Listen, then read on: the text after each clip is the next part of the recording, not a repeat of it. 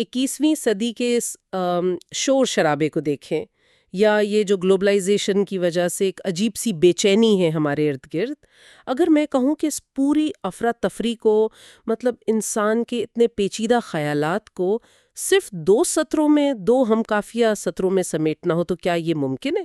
بظاہر تو یہ ناممکن ہی لگتا ہے، مطلب اتنے بکھرے ہوئے خیالات اور صرف 2 سطریں۔ بالکل ایسا لگتا ہے جیسے کوئی مذاق ہو، لیکن حیرت انگیز بات یہ ہے کہ ایسا ہو رہا ہے، اور وہ بھی کئی صدیوں سے۔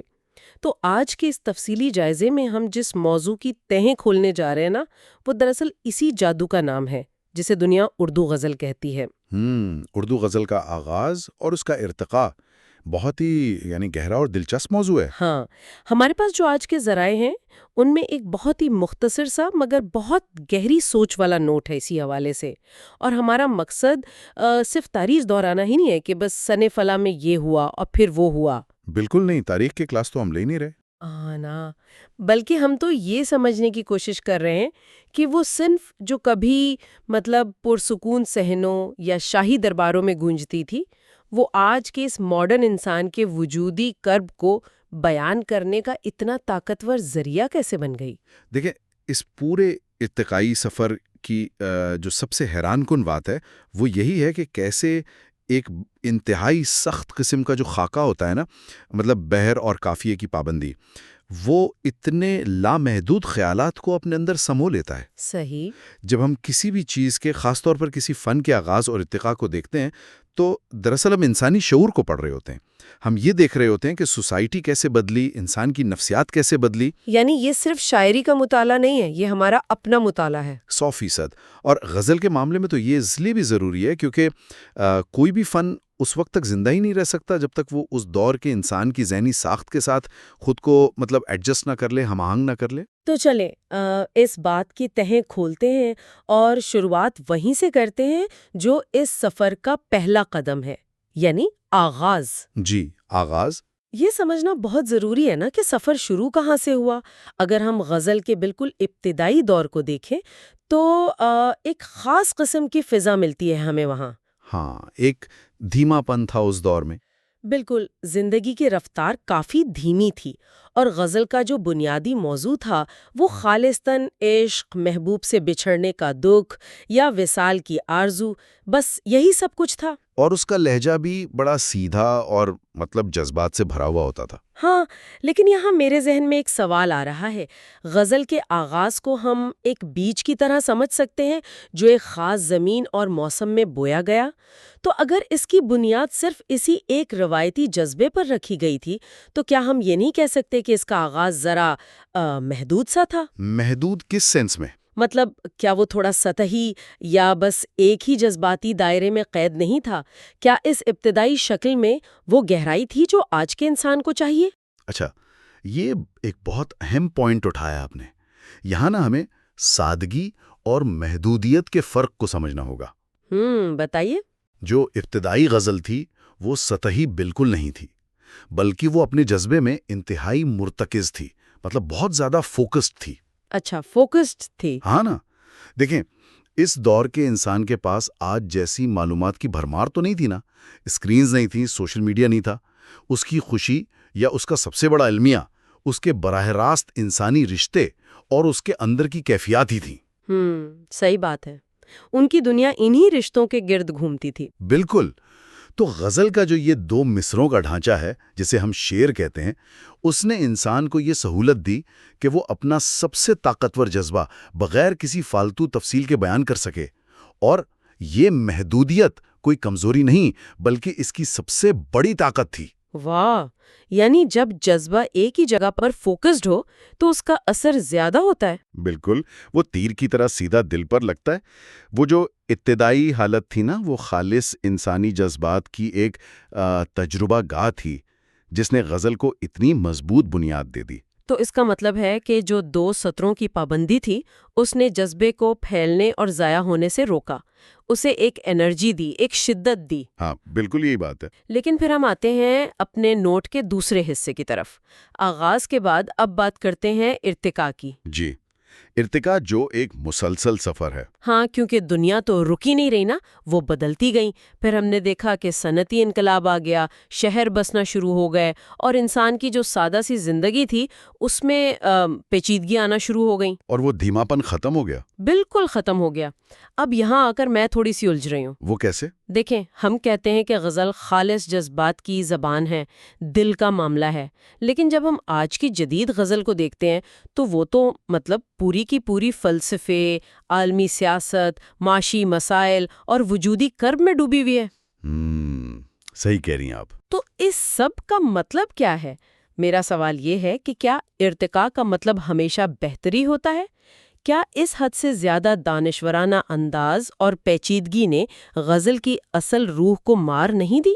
مطلب کیا ہم نے وقت کے ساتھ وہ ابتدائی جادو اور سادگی کھو نہیں دی؟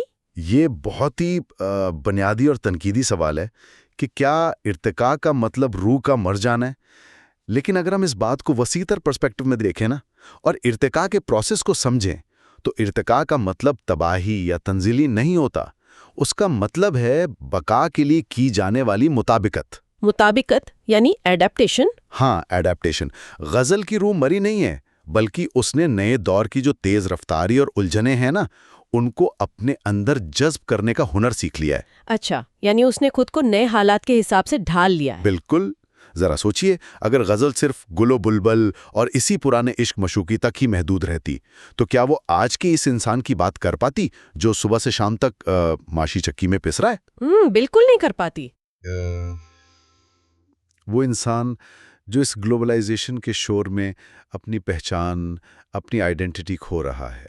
جدید دانشورانہ انداز نے غزل کو مارا نہیں ہے، بلکہ اسے عجائب گھر کی کسی پرانی الماری میں بند ہونے سے بچا لیا۔ یہ بہت خوبصورت بات کہی آپ نے، عجائب گھر کی زینت بننے سے بچا لیا۔ جی، کیونکہ آج کے انسان کا سب سے بڑا المیہ صرف محبوب سے بچھڑنا نہیں ہے، اس کا المیہ بے حسی ہے، تنہائی ہے، اور جدید غزل نے بڑی خوبصورتی سے اسی درد کو اپنا موضوع بنا لیا۔ یعنی وہ درد جو پہلے صرف ایک محبوب کے جانے کا تھا، اب وہ پوری کائنات اور خود اپنے آپ سے بچھڑنے کا درد بن گیا۔ بالکل، اپنا ہی وجود ایک سوال بن گیا ہے۔ لیکن ایک چیز جو مجھے سب سے زیادہ حیران کرتی ہے وہ یہ ہے کہ اس سارے ارتقائی عمل میں غزل کا جو ظاہری ڈھانچہ ہے وہ تو تبدیل نہیں ہوا نا۔ ہاں، وہ بالکل وہی رہا ہے۔ وہی بحر ہے، وہی قافیہ، وہی ردیف۔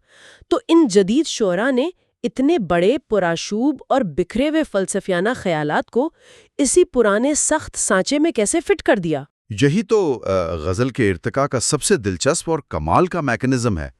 غزل کی جو یہ سخت پابندیاں ہیں نا، اس کی بحر اور قافیہ، یہ دراصل ایک پریشر کوکر کی طرح کام کرتے ہیں۔ Pressure cooker? اچھا، یہ بڑی زبردست تمثیل ہے۔ ہاں، دیکھیں نا، جب جدید دور کا انسان اپنے اندر کی افراتفری یا وہ جو عالمی جنگوں کا خوف ہے یا ان بڑے شہروں کی بے ہنگم سی تنہائی ہے، جب وہ ان سب کو اس سخت کلاسیکی سانچے کے اندر قید کرنے کی کوشش کرتا ہے تو وہ خیالات ایک زبردست دباؤ کا شکار ہو جاتے ہیں، اور اس دباؤ کی وجہ سے وہ کوئلے سے ہیرے کی طرح تراشے جاتے ہیں۔ یہی وجہ ہے کہ جدید غزل میں جو ایک کسک اور شدت ہے وہ محض روتے رہنے سے نہیں پیدا ہوتی، صحیح، بلکہ وہ ایک بہت بڑے کرب کو، ایک پورے دور کے المیے کو صرف 2 مصروں میں کمپریس کر دینے سے، سمیٹ دینے سے پیدا ہوتی ہے۔ اس سانچے کی سختی نے جدید انتشار کو ایک کمال کا فنکارانہ توازن دے دیا ہے۔ واہ، یہ پریشر کوکر والی بات تو واقعی ذہن میں نقش ہو گئی ہے، کیونکہ یہ بتاتی ہے کہ پابندیوں کے اندر رہ کر بھی کیسے لامحدود سوچ کا اظہار ہو سکتا ہے۔ اور ویسے اگر میں اس بات کو آج کے اس ڈیجیٹل دور کے ساتھ جوڑوں نا، تو ایک اور بہت زبردست پہلو نکلتا ہے۔ وہ کیا؟ دیکھیں، آج ہم مائکرو بلاگنگ کے دور میں رہ رہے ہیں، شارٹ ویڈیوز کا دور ہے، لوگوں کے پاس لمبے چوڑے مضامین پڑھنے کا وقت ہی نہیں رہا۔ بالکل صحیح بات ہے، اٹینشن سپین بہت کم ہو گیا ہے۔ ہاں نا، ہر بندہ چاہتا ہے کہ بڑی سے بڑی بات بس کم سے کم الفاظ میں کہہ دی جائے، اور ایسے انداز میں کہ وہ فوراً کلک کرے، ذہن میں بیٹھ جائے۔ تو کیا ہم یہ نہیں کہہ سکتے کہ غزل کا ایک شعر دراصل تاریخ کی سب سے پہلی اور سب سے کامیاب وائرل ٹویٹ کی طرح کام کرتا ہے؟ ارے واہ، یہ وائرل ٹویٹ والی تشبیہ تو بہت ہی شاندار ہے، اور آپ نے بالکل نشانے پر بات کی ہے۔ دراصل غزل کی بقا اور اس کی کامیابی کی ایک بہت ہی ٹھوس اور منطقی وجہ ہے۔ اردو ادب کی تاریخ میں اگر ہم دیکھیں تو اور بھی کئی اصناف تھیں، جیسے قصیدہ ہو گیا یا مرثیہ، مثنوی، یہ بہت طویل ہوتی تھیں۔ ہاں، سینکڑوں اشعار پر مشتمل۔ بالکل، لیکن وقت گزرنے کے ساتھ وہ عام مانوس کی جو روزمرہ زندگی تھی اس سے تھوڑا دور ہو گئیں۔ غزل اس لیے زندہ رہی اور آج بھی سب سے آگے ہے کیونکہ اس کا جو ماڈل ہے نا، وہ شروع سے ہی ماڈیولر تھا۔ ماڈیولر یعنی ہر حصہ اپنے آپ میں مکمل۔ ہاں، غزل کا ہر شعر اپنی جگہ ایک مکمل اکائی ہوتا ہے۔ آپ کو اسے سمجھنے کے لیے پوری غزل پڑھنے کی ضرورت نہیں، آپ صرف ایک شعر کو کہیں بھی کوٹ کر سکتے ہیں۔ صحیح، جیسے ہم اکثر گفتگو میں کوئی ایک شعر سنا دیتے ہیں۔ بالکل۔ تو جب جدید دور میں ہماری توجہ کا دورانیہ یا اٹینشن سپین کم ہو گیا اور ہر طرف سے معلومات کا ایک سیلاب آ گیا، تو غزل کا یہ ڈھانچہ اس تیز رفتار دور کی نفسیات کے بالکل عین مطابق ثابت ہوا۔ مطلب ایک ہی شعر میں پوری کہانی، پورا فلسفہ۔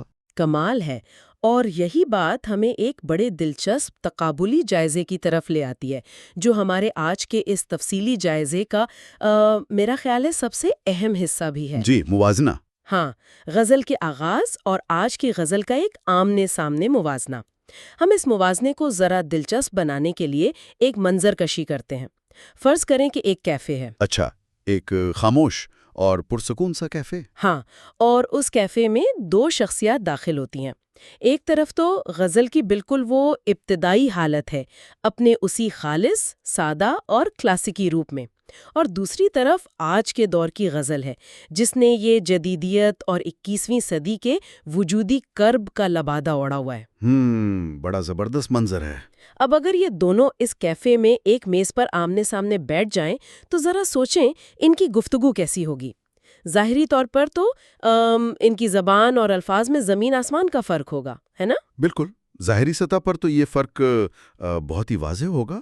جو کلاسیکی غزل ہے اس کی گفتگو میں ایک خاص قسم کا خانقاہی سکون ہوگا، ایک دربار والا آہنگ ہوگا۔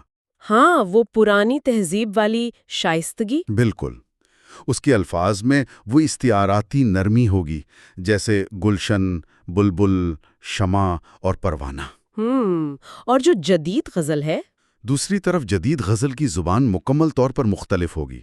اس کی آواز میں آپ کو سڑکوں کا شور ملے گا، مشینوں کی وہ جو گھڑگھڑاشٹ ہوتی ہے وہ ملے گی، اور شہروں کی ایک عجیب سی اجنبی تنہائی محسوس ہوگی۔ صحیح۔ جدید غزل اپنے خیالات کے لیے دھواں، فٹ پاتھ، دفتر اور گلوبلائزیشن کی تھکاوٹ جیسے ذرا کھردرے استعارے استعمال کرے گی۔ تو شروع میں تو شاید ایسا ہی لگے گا کہ یہ دونوں ایک دوسرے کی زبان ہی نہیں سمجھتی، یعنی ایسا لگے گا جیسے دو بالکل مختلف زمانوں کے لوگ ایک دوسرے کو بڑی اجنبیت سے دیکھ رہے ہیں۔ ہاں، بالکل ایسا ہی۔ لیکن یہاں میرا ایک سوال ہے جو کہ بہت اہم سوال کو جنم دیتا ہے۔ کیا اس ظاہری فرق اور الفاظ کے اس ٹکراؤ کے پیچھے کوئی ایسی چیز ہے جو ان دونوں کو آپس میں جوڑتی ہو؟ مطلب کیا یہ دونوں اس میز پر بیٹھ کر کسی ایک بات پر، کسی ایک نقطے پر متفق ہو سکیں گی؟ جی ہاں، اور یہیں پر غزل کا اصل جادو اور اس کی طاقت سامنے آتی ہے۔ وہ کیسے؟ دیکھیں، جیسے ہی ان دونوں کی گفتگو ظاہری الفاظ کے خول سے نکل کر احساسات کی گہرائی تک پہنچے گی نا، تو وہ ایک دوسرے کو فوراً پہچان لیں گے۔ اچھا، کیونکہ ان دونوں کا جو بنیادی ڈی این اے ہے، دونوں کا جو خمیر ہے، وہ ایک ہی ہے۔ اور وہ خمیر کیا ہے؟ وہ خمیر ہے انسان کے اندر کا محرومی کا احساس، کوئی چیز کھو جانے کا احساس۔ محرومی۔ کلاسیکی غزل کہے گی، دیکھو مجھے اس بات کا دکھ ہے کہ میرا محبوب مجھ سے چھن گیا ہے اور میں اس کے ہجر میں، اس کی جدائی میں تڑپ رہا ہوں۔ صحیح۔ اور جدید غزل؟ اور جدید غزل اس کے جواب میں کہے گی، میرا دکھ یہ ہے کہ اس مادی دنیا کی پاگلوں والی دوڑ میں میری اپنی ذات، میری انسانیت مجھ سے چھن گئی ہے۔ میں اس اتنے بڑے ہجوم میں بالکل اکیلا رہ گیا ہوں۔ واہ، کیا بات ہے! وہ بالکل وہی کی وہی ہے۔ کتنا طاقتور تجزیہ ہے یہ۔ واقعی ارتقاء کا مطلب اپنی جڑوں کو کاٹنا نہیں ہوتا، بلکہ ان جڑوں کے ذریعے نئے موسموں کا پانی چوسنا ہوتا ہے۔ بہت خوبصورت بات کہی آپ نے، جڑوں سے جڑے رہنا۔ اور یہ موازنہ ہمیں بتاتا ہے کہ ایک صنف کا، کسی بھی فن کا اصل کمال اس کی وہ لچک ہے جو اسے ٹوٹنے نہیں دیتی، وہ لچک جو اتنے مختلف اور بظاہر متضاد ادوار کے خیالات کا وزن اپنے اندر برداشت کر لیتی ہے۔ بالکل۔ اب ایک سوال یہ پیدا ہوتا ہے کہ اس ساری بحث کا ایک عام انسان کی زندگی سے کیا تعلق ہے، یا ان سننے والوں سے کیا تعلق ہے جن کا ادب یا شاعری سے کوئی براہ راست واسطہ نہیں ہے۔ ہم نے شروع میں ہی طے کیا تھا کہ ہمارا مقصد صرف تاریخ کی کلاس لینا نہیں ہے۔ ہاں، یہ بہت ضروری پہلو ہے اس ساری گفتگو کا۔ دیکھیں، اس بحث کا دائرہ کار صرف ادب یا شاعری تک محدود نہیں ہے۔ کسی بھی ارتقائی سفر کا مطالعہ، جیسے ہم نے آج غزل کا سفر دیکھا، یہ ہمیں بہت کچھ سکھاتا ہے۔ کیا سکھاتا ہے؟ یہ ہمیں سکھاتا ہے کہ انسانی رویے، معلومات کی ترسیل اور ہمارے رابطے کے طریقے وقت کے ساتھ کیسے تبدیلی کا سامنا کرتے ہیں۔ جو لوگ آج کی دنیا میں تیزی سے علم حاصل کرنا چاہتے ہیں یا یہ سمجھنا چاہتے ہیں کہ کوئی بھی نیا آئیڈیا، نظریہ یا ٹیکنالوجی بقا کیسے حاصل کرتی ہے، ان کے لیے غزل کا یہ سفر ایک بہترین شارٹ کٹ ہے، ایک زبردست کیس سٹڈی ہے۔ اچھا، یعنی اس میں بزنس اور ٹیکنالوجی والوں کے لیے بھی لیسن موجود ہے؟ بالکل ہے۔ یہ سفر بتاتا ہے کہ اگر آپ ایک مضبوط فریم ورک یا ڈھانچہ بنا لیں تو آپ اس کے اندر وقت کے ساتھ ساتھ نیا مواد ڈال کر اسے ہمیشہ ریلیونٹ رکھ سکتے ہیں۔ گھبرا کر پرانی چیزوں کو مکمل طور پر مسترد کر دینا، پھینک دینا کوئی عقل مندی نہیں ہے۔ جی ہاں، بالکل۔ بلکہ پرانے اور مضبوط ڈھانچوں کے اندر نئے دور کی روح پھونکنا ہی تو اصل کامیابی ہے۔ اگر ہم آج کے اس پورے تفصیلی جائزے کا خلاصہ کریں تو اردو غزل کا آغاز سے ارتقاء تک کا یہ سفر دراصل انسانی جذبات، حالات کی مسلسل تبدیلی اور خود کو نئے وقت میں ڈھالنے کی ایک شاندار داستان ہے۔ 100%۔ اور یہ اس بات کا ایک ناقابل تردید ثبوت ہے کہ انسان نے اپنی آواز کو، چاہے وہ کتنی ہی دبی ہوئی یا پابند کیوں نہ ہو، ہمیشہ زندہ رکھنے کا کوئی نہ کوئی راستہ تلاش کر ہی لیا ہے۔ اور انسان نے یہ بھی ثابت کیا ہے کہ تخلیقی صلاحیت، جو کریٹیوٹی ہے، وہ اسی وقت سب سے زیادہ ابھر کر سامنے آتی ہے جب اسے کچھ پابندیوں کا سامنا ہو۔ غزل کی ان پابندیوں نے انسانی جذبات کو ایک نیا اور کہیں زیادہ پراثر راستہ دکھا دیا ہے۔ واقعی؟ اور اس اتنی شاندار اور گہری بحث کے بعد، اب جبکہ ہم اس تفصیلی جائزے کے بالکل اختتام کی طرف بڑھ رہے ہیں، ایک ایسا سوال میرے ذہن میں ابھر رہا ہے جو موجودہ دور کے تناظر میں بہت ہی اہمیت کا حامل ہے۔ اچھا، کیا سوال ہے وہ؟ یہ ایک ایسا خیال ہے جس پر غور کرنا ہم سب کے لیے ایک نیا دروازہ کھول سکتا ہے۔ دیکھیں، اب جبکہ ہم نے غزل کے اس طویل ارتقاء کو سمجھ لیا اور ہم نے یہ بھی دیکھ لیا کہ انسان نے کیسی خوبصورتی سے مشینوں اور شہروں کے شور کو غزل کا حصہ بنا لیا، تو ذرا سوچئے کہ مستقبل میں اس ارتقاء کا اگلا مرحلہ کیا ہوگا؟ مستقبل کا ارتقاء۔ ہاں، آج کے اس دور میں جہاں مصنوعی ذہانت یعنی آرٹیفیشل انٹیلیجنس اتنی تیزی سے انسانی کاموں کو جگہ لے رہی ہے، اور یہ جو الگوریدمز ہیں یہ خود سے نظمیں اور مضامین لکھ رہے ہیں، تو کیا کل کی غزل، وہ غزل جسے شاید کوئی مشین لکھے گی، کیا اس میں وہ درد، وہ کسک موجود ہوگی جو کبھی میر اور غالب کے ہاں یا پھر آج کے جدید شاعر کے ہاں ملتی ہے؟ یہ تو بہت ہی گہرا اور واقعی چونکا دینے والا سوال ہے۔ بالکل۔ کیا کوئی ایسا الگوریدم کبھی بن پائے گا جو فنا ہونے کے اس خوف کو اور اس وجودی کرب کو حقیقتاً محسوس کر سکے؟ یا پھر آنے والے دور میں آرٹ اور جذبات کا یہ جو آخری قلعہ ہے، یہ بھی سائنسی درستگی اور 0-1 کی زبان کے ہاتھ میں چلا جائے گا؟ یہ واقعی ایک ایسا سوال ہے جو آنے والے ارتقائی سفر کی سمت طے کرے گا۔ اس پر ضرور سوچیے گا۔